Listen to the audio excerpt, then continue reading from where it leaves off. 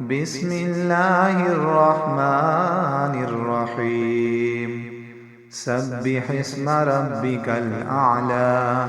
الذي خلق فسوى والذي قدر فهدى والذي أخرج المرعى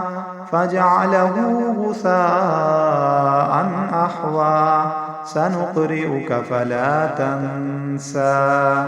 إلا ما شاء الله إنه يعلم الجهر وما يخفى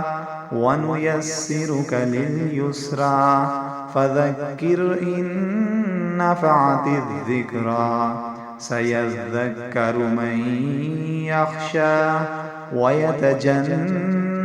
الأشقى الذي يصلى النار الكبرى ثم لا يموت فيها ولا يحيا قد أفلح من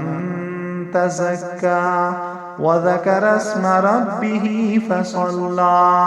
بل تؤثرون الحياة الدنيا والآخرة خير وأبقى إن هذا لفي الصحف الأولى صحف إبراهيم وموسى.